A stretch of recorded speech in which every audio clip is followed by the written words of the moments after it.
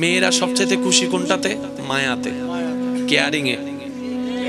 জোরে বলেন না। এগুলার ভিতর সম্মান আছে না নাই? সম্মানে খুশি হয়। আর পুরুষ জাতি সবচেয়ে বেশি খুশি হয় কোথায়?